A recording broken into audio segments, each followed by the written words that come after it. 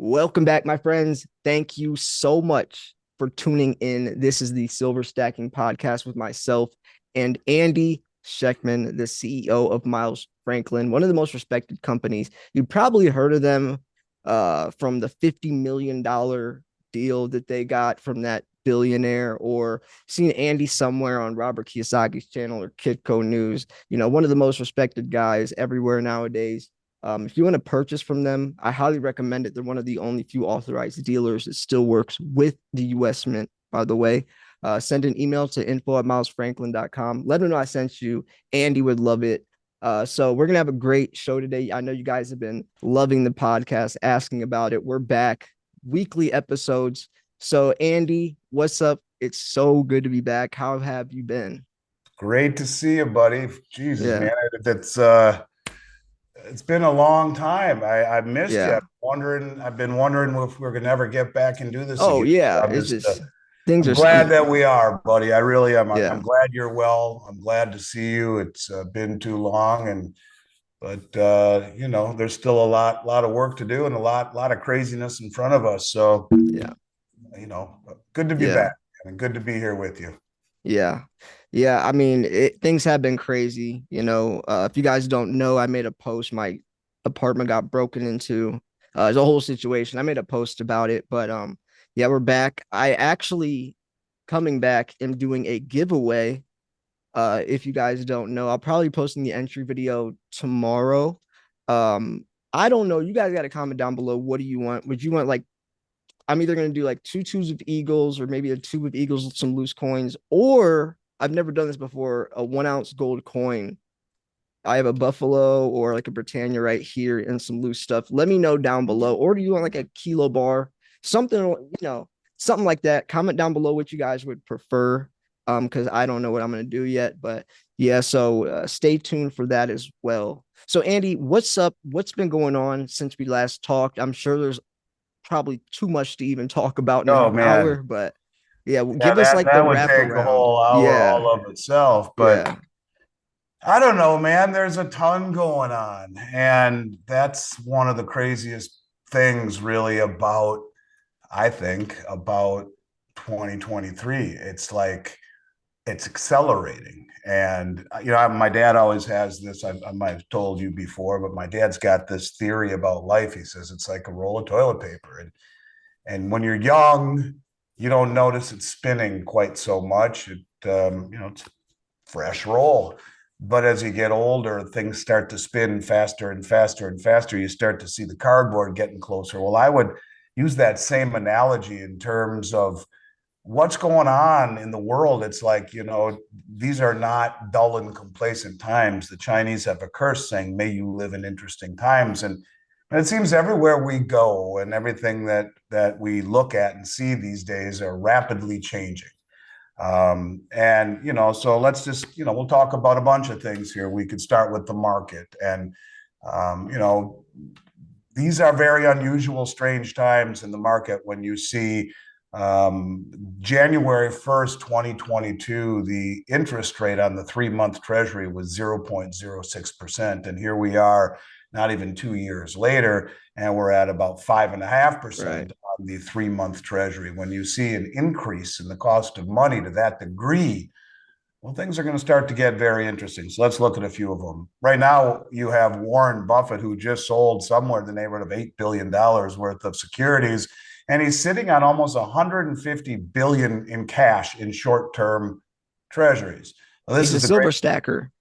Excuse me. Yeah, he He's a is a he's silver he's a silver stacker. He is. He stacker. believes in it. I do believe I've covered several videos about him buying he silver. does, and he was supposedly it was his stack that helped build SLV at the very, very beginning. But look, this is a guy who's a value investor, and if he really felt that the market was so value oriented, he wouldn't be sitting on nearly Right. 150 billion in cash and just offloaded 8 billion in securities.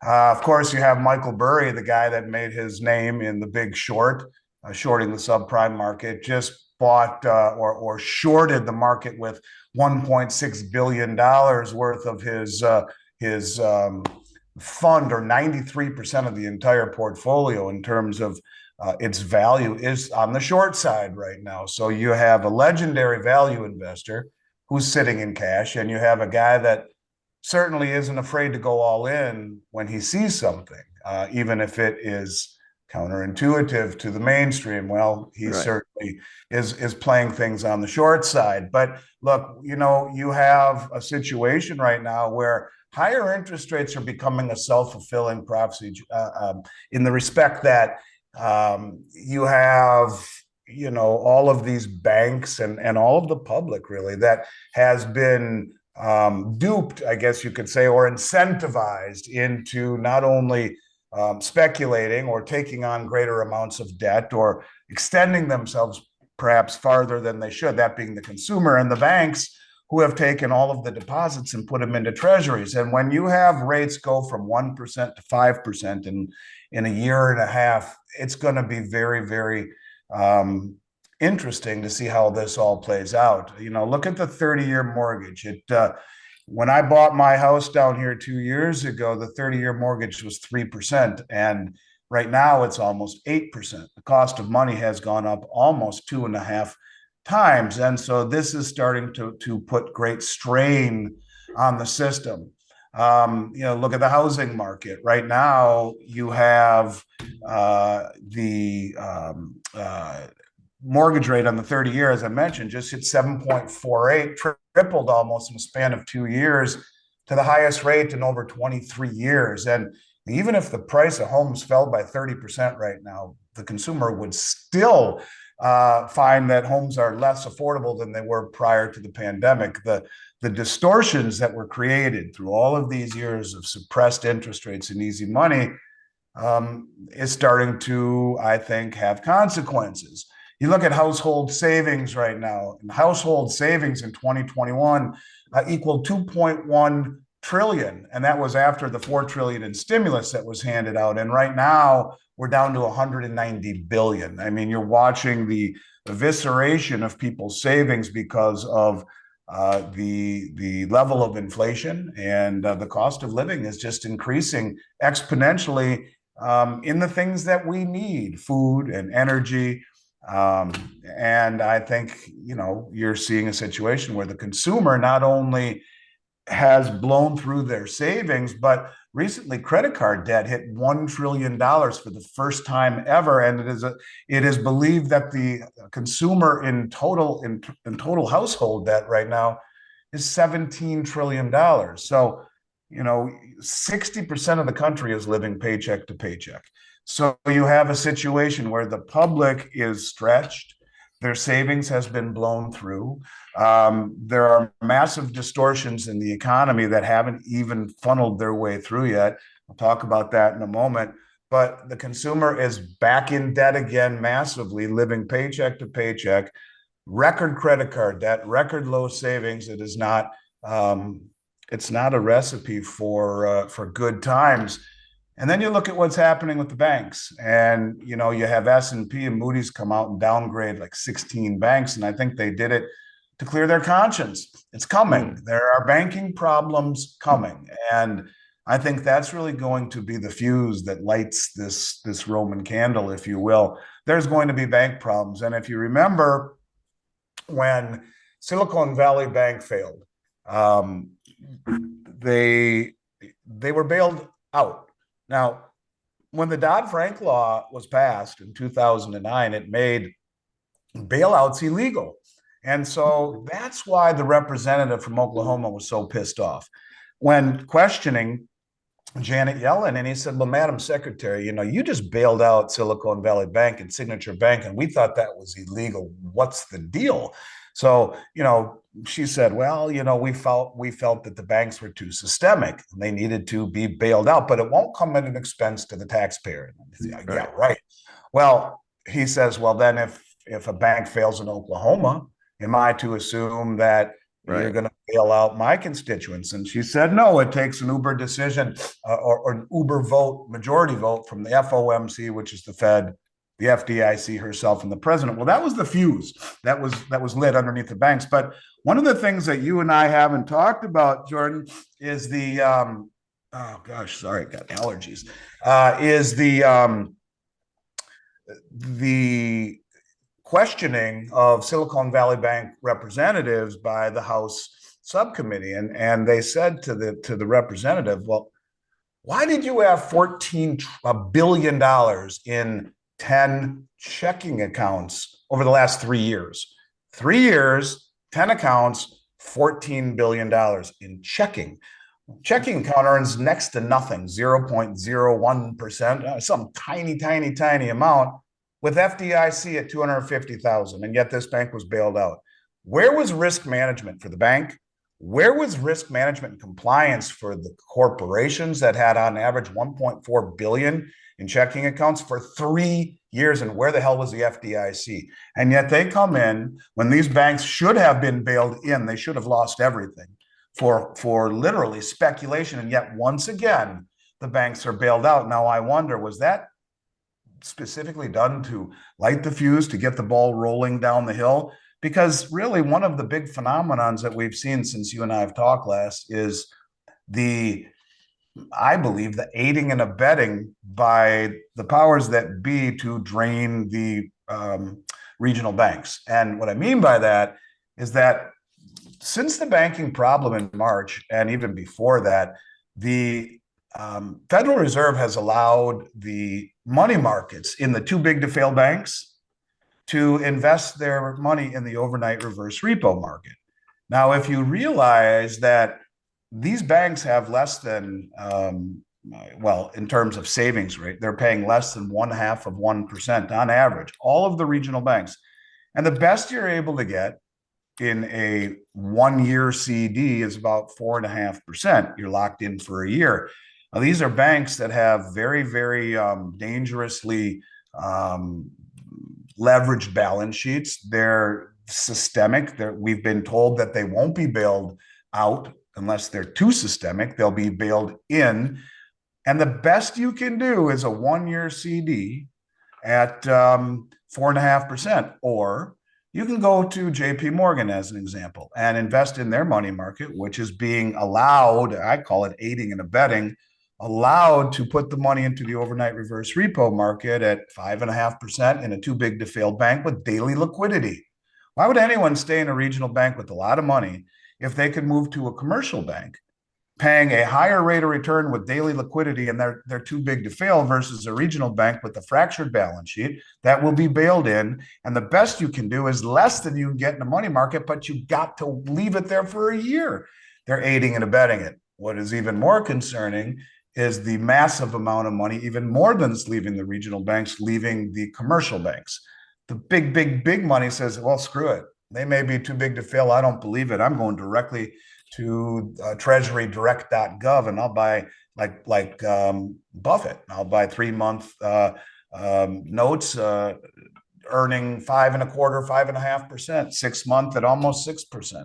I mean, why would anyone leave their money in a banking system that is as fractured and fragmented as this one is, as dangerous as it is, when you can go directly to treasurydirect.gov and remove all of the bank risk? That's something that I think is coming. And I think you're going to see banks bailed in this time. Watch out for Schwab. Watch out for PNC Bank. I think they're coming. Did you want to comment on any of this at this point? It's just it's just insane to see how fast, like you said, a year and a half to get up to. I mean, I made a video probably, I think, 2 days ago. JP Morgan, did you see their employees actually got sentenced to prison? I did see that. Yeah. Two of them, I and one of yeah, them yeah, was the head two. of Yep. the Michael department and the head Nowak. trader. Yeah, Michael Michael Nowak. Yeah. Nowak and someone, and I think a third one was supposed to go for like racketeering. But it scares me because like even JP Morgan, aren't they like a lot of them work with the Comex, right? I Well, I mean, it's what's ridiculous about the JP Morgan, token prison sentences. And I know it's really hard to say that, token, but look, they paid a $920 million right, fine, and that same year their desk made $1 billion. They walked away up 80 million on the deal. This is a company that makes $1 billion a month in profit. So right. a nine It's hundred still a sixty slip. million dollar fine stings, or $920 million fine stings, but it's Yeah, just very, and yet they're still allowed to be the administrator of the world's largest silver trust. right. So yeah, That's it's a little weird. yeah. I do So think I don't know. It's insane to just to even like hear you like it seems like everything is kind of falling into place to say like for silver to explode, like the stars are aligning, like you said, the fuse, like the floodgates have opened and everything is kind of just fall like this domino effect and it's happening quicker and quicker and gaining momentum. And I definitely, especially like with the 2024 election coming up, who wins that could play such a big uh it's just there's just a lot going on. It's just insane well, to it's everywhere you look. You yeah, look that's at that even places like the Shanghai Gold Exchange and the Shanghai Futures Exchange. Last week, they had in total about 140,000 kilos of silver delivered off the exchange. And both of these exchanges are at their all time, well, not all time, at new fresh lows of inventory since silver squeeze. You're seeing last week we saw 1.9 million ounces of silver leave COMEX and SLV. There's someone who wants physical silver right. and something's going on. Keith Newmeyer came out and said, while he was at a couple of conferences this year, that for the first year he's seen car manufacturers present at these conferences. They're trying to disintermediate the bullion banks and go directly to guys like Keith and say, we'll Yeah, take production. We don't want to screw with Comex. We'll go right to you. yeah, it makes sense. Yeah, well, I mean, a Tesla takes about a kilo of silver, and as the demand for battery powered vehicles and the demand for green and digital applications continues to grow, you'll see more and more and more industrial need for silver, where it's a depleting asset that is really experienced a renaissance in terms of its monetary value and appreciation. So you're setting up for a war between the industrials and the investors or the hedge funds, Hmm. and I think that's coming also. But you see BlackRock, who increased its PSLV holdings to almost 22 million shares. The Right, interesting thing is that they're one of the custodians also or of SLV, and yet they're buying PSLV. right. PSLV you can't short. SLV you can. PSLV is a more pure play, I guess, if you will, and it's less corrupt than well, it's not corrupt. What is corrupt is SLV and GLD ETFs that you can naked short, which is crazy. Let's see, what else can we say? I also wanted to mention the record supply deficit last year, right? Yeah, and they're Record expecting breaking. about the same thing this year, about Yeah. 2 million ounces, and we'll see Yep. that. We'll And see it's that gonna again this year. right. I mean, and like these car manufacturers, every automobile company by the year 2030 will be electric, right?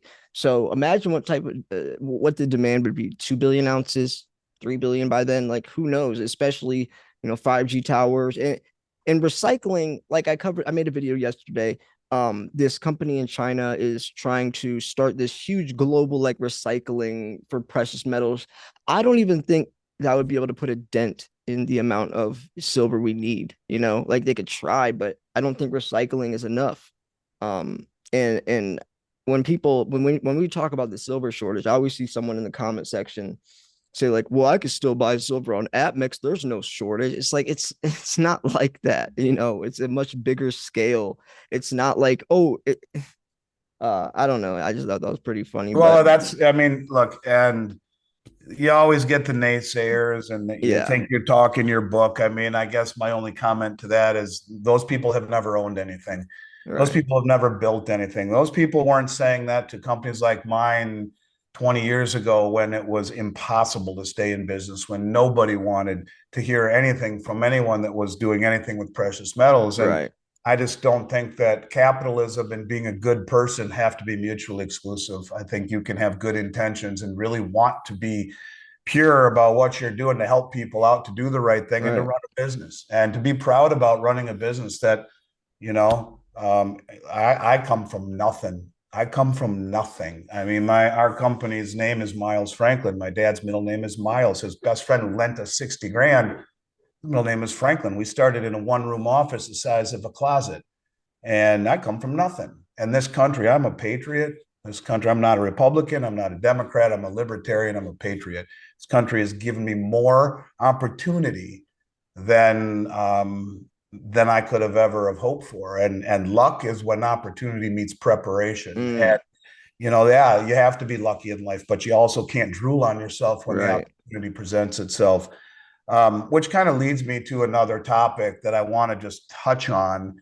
um, you know, we talk a lot. We've talked a lot about the BRICS. We've talked a lot about what it means, um, the things that are happening with the BRICS, and Saudi Arabia was formally admitted into the BRICS, as was Argentina,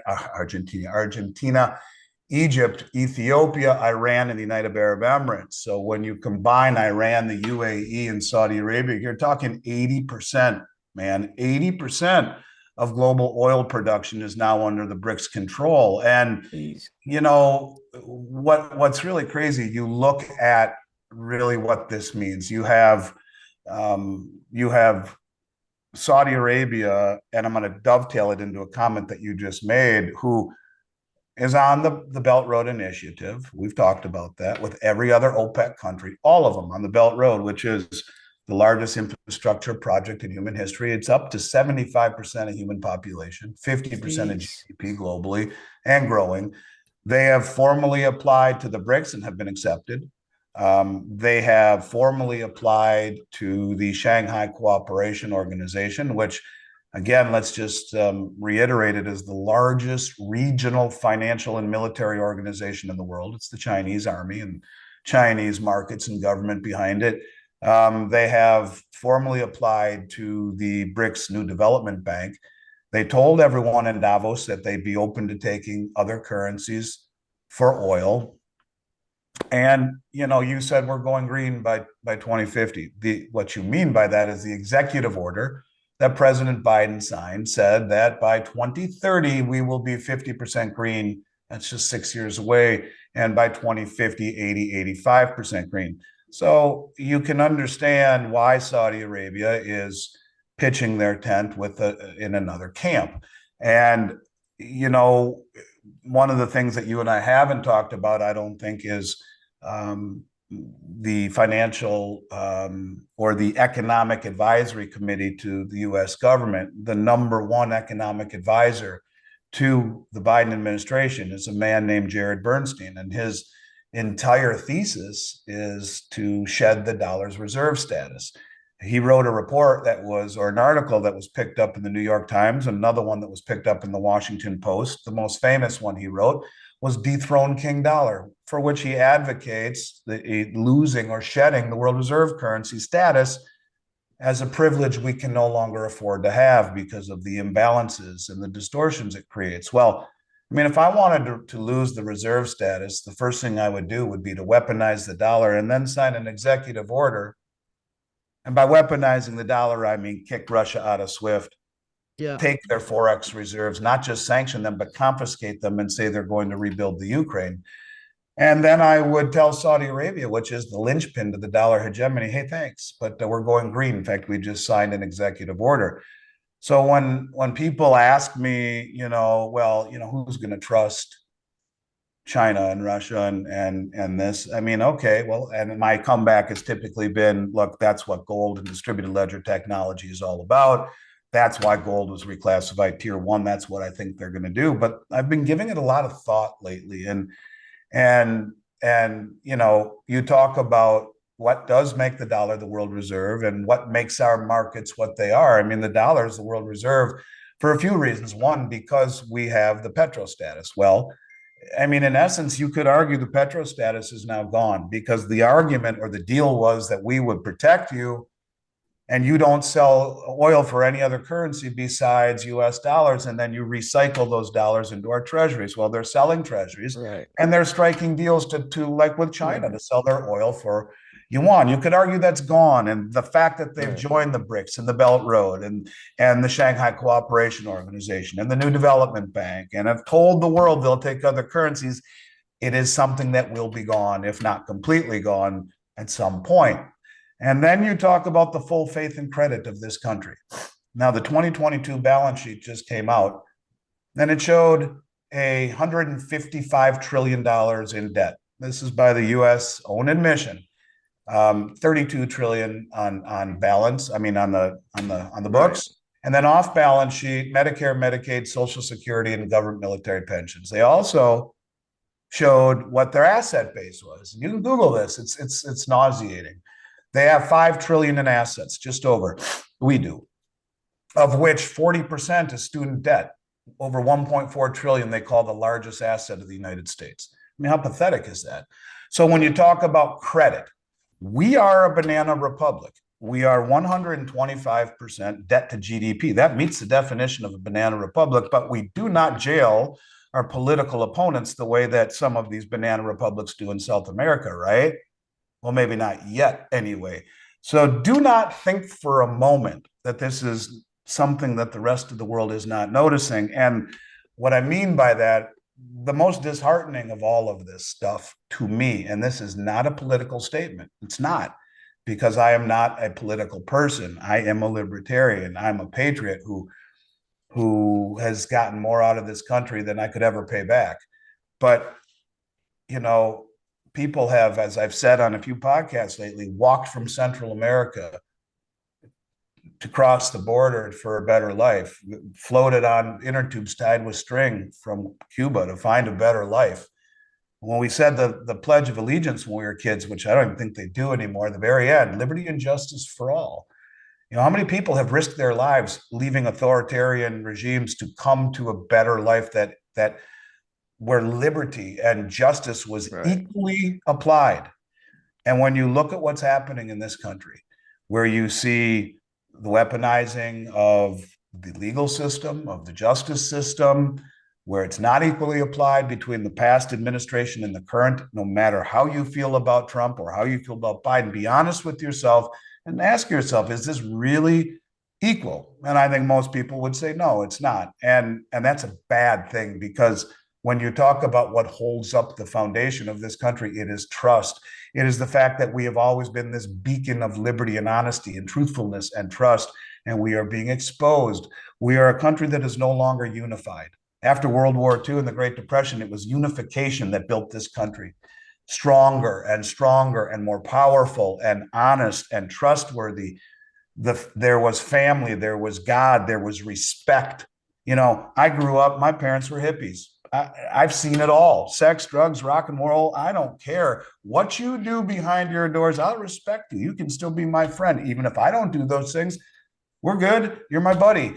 And now there is no respect. You have to celebrate. And that celebration is of cancel culture and transgenderism and all of these things that are ripping apart the fabric of unity in this country, where you're defined by who you voted for in the last election instead of who you are as a person.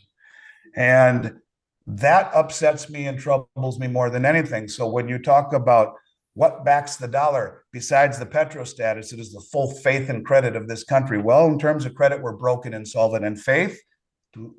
Are we lacking in that category these days? I mean, it upsets me greatly. I got 3 kids, my youngest being 16. You have a young daughter, and I understand, what it's like to wonder what kind of world we're growing up in. And when you Right. talk about the BRICS and this formation of these countries where 80% of all the oil that is controlled around the globe is now in this group, where 2 of the 3 largest nuclear arsenals are in this group, where right now, even before the addition of these countries, the BRICS nations will contribute more in 2023 to the global GDP than the G7 will. So you're talking about a very formidable foe. And Can there's you explain real quick what the yeah, G7 is for those who don't know? yeah, the G7 would be the United States, Canada, Great Britain, the Japan, Australia, Italy, I believe, and the what am I trying to say? The European Union. So let me just give you an exact. I think that's right, but hang on, G7. I'm And a lot of pretty. those countries opted out. So we have Canada, France, Germany, Italy, Japan, the United Kingdom, and the United Didn't States. Japan? No, they're Is still in it. They're still in it. So, it's a situation where the G7 is losing credibility. Let's talk about this for a moment. France is in the G7, right?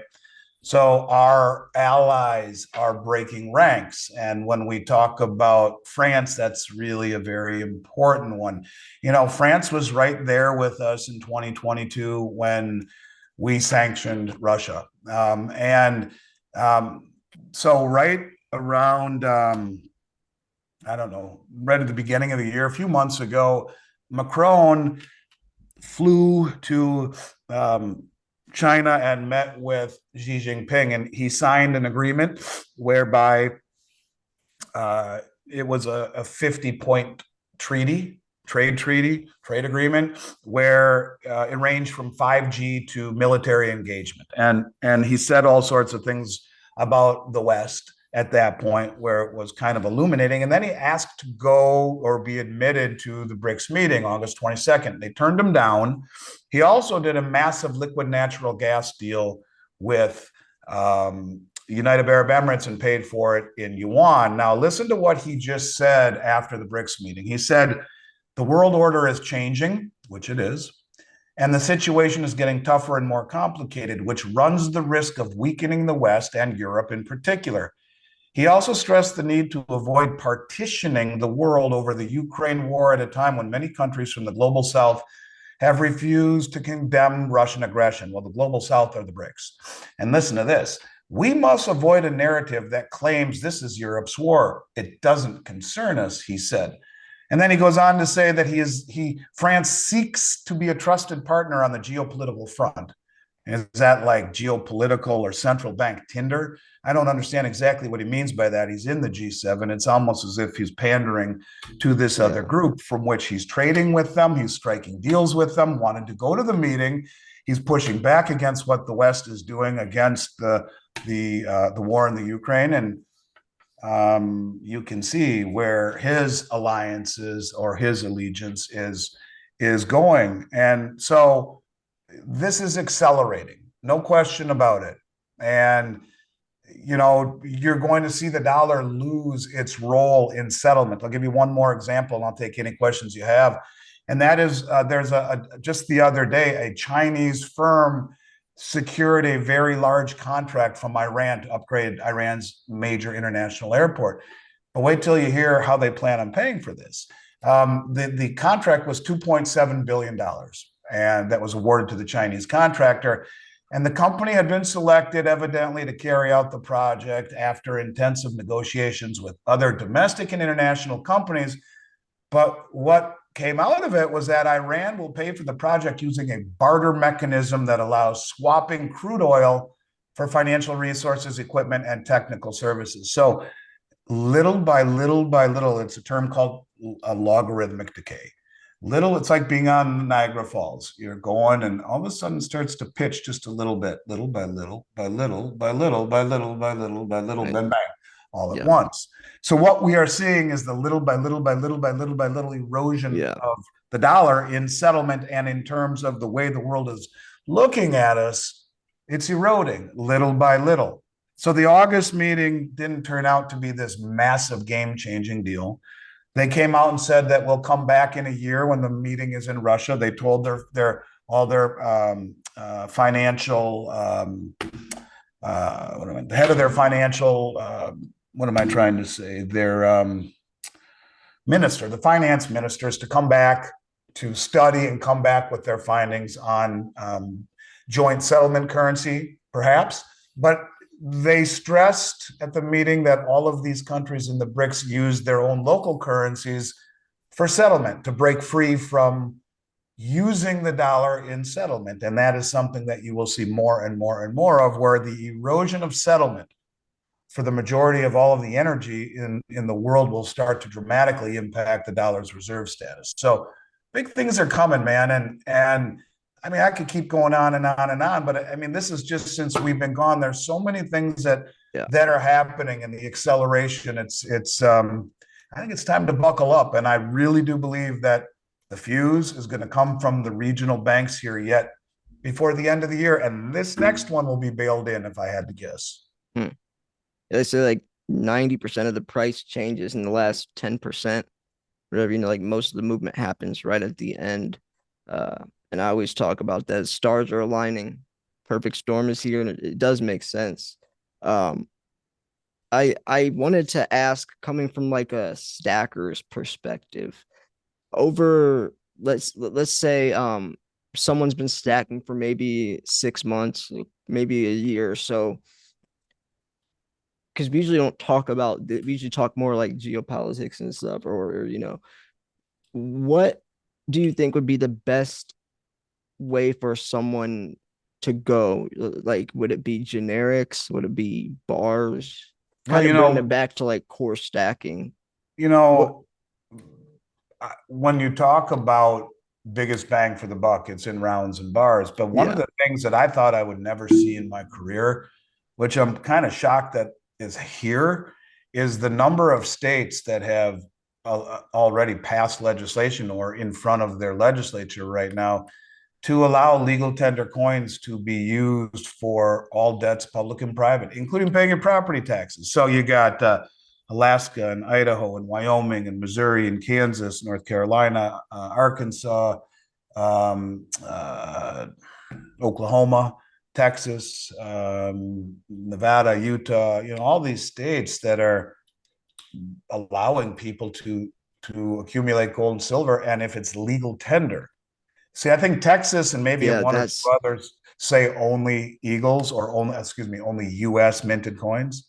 But most of the states say any legal tender coin, any. past or present, minted from a sovereign government.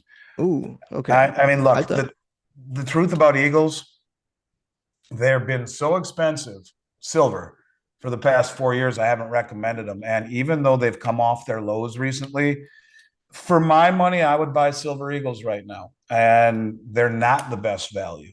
But right. I think if you don't own any, I think it's important to own some.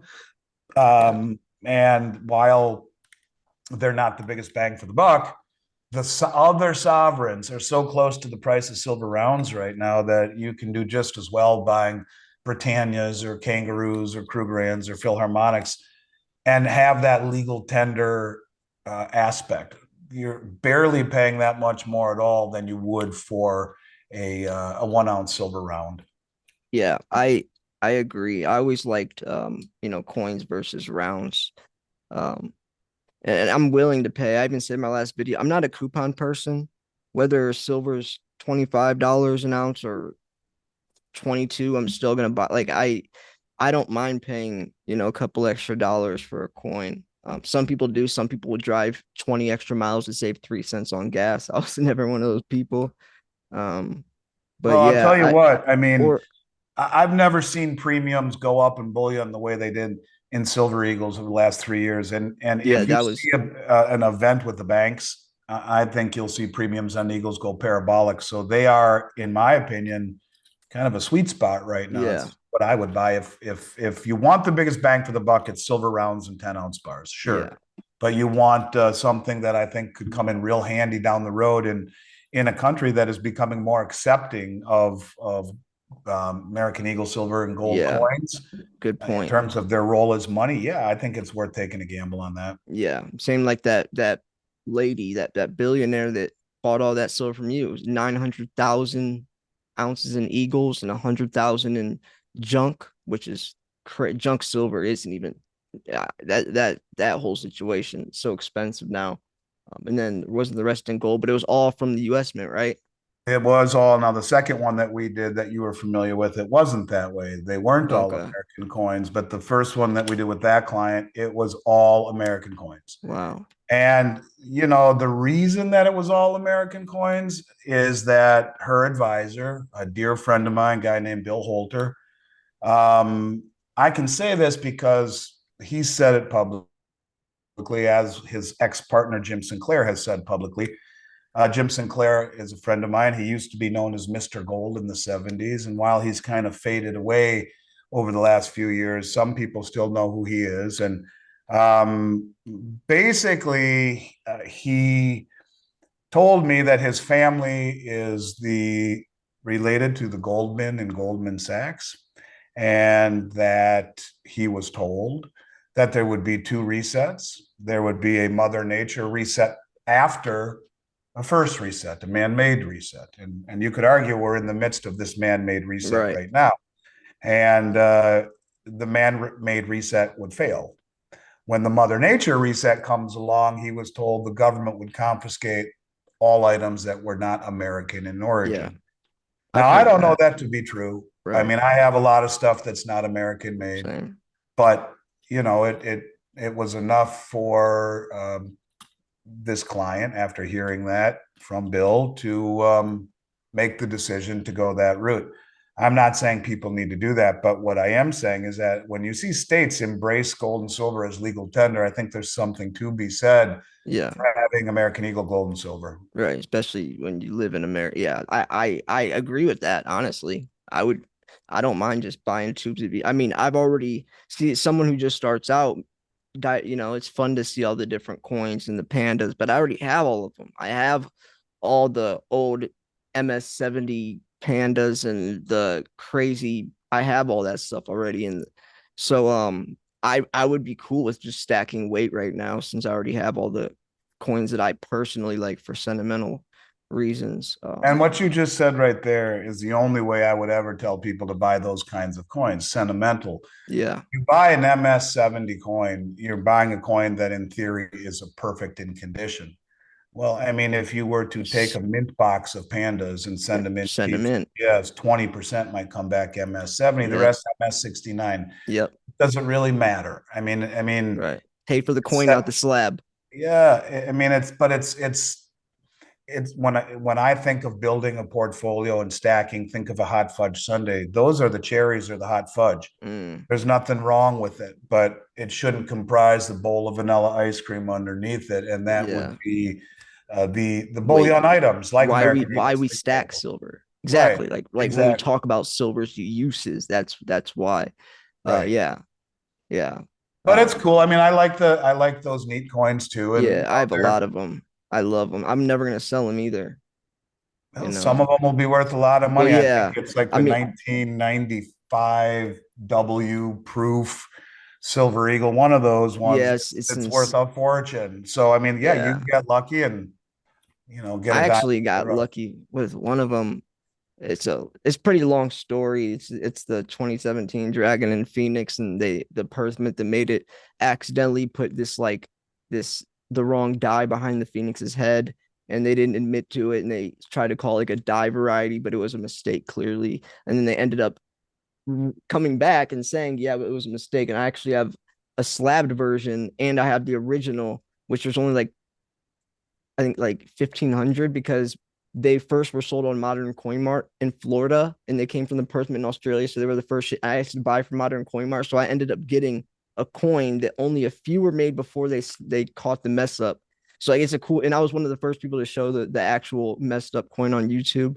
And now I have an MS-70 version of like, so like stuff like that's pretty cool, just like little stories or coins, like, but for stacking, yeah, I prefer like weight or like tubes and stuff. I But mean, this is gonna sound crazy, but it's like, I suppose my operations would know what that stuff's worth, but there's not enough liquidity in those coins. There aren't enough yeah, people that have the ability or the desire or even the know-how to buy that stuff yeah, back. Like the companies that sell that should be market makers in it, but most companies don't sell those kinds of coins. yeah, I'm not knocking them. I'm just simply saying that you want bullion coins for yep, stacking and buy some, if for me, if I'm buying numismatic coins, I'm sticking with the old stuff, the Morgan silver dollars, the Peace silver yeah, dollars, certified, or the old gold coins pre 33.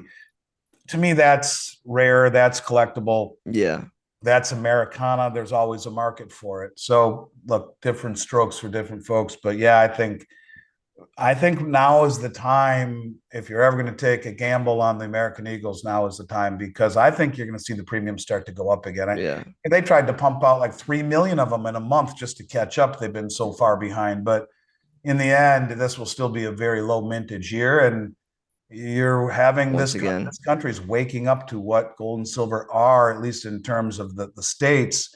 And the demand, I think, will start to really affect supply as the public starts to jump on board. Look, you see one bank get bailed in, not bailed out.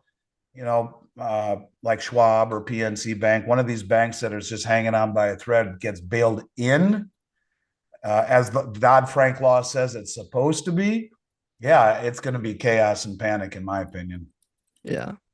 Well, Andy, I think we can wrap it up here. I know you got some other stuff in a couple minutes. So I appreciate everyone for tuning in. I had a lot of fun. It was good catching up. If you guys want to stay tuned or have a chance to win some free silver shipped to your front doorstep, just click subscribe. Make sure you tune into the episodes. We do this every week. I have a playlist of all our past episodes as well on my channel if you guys want to check those out.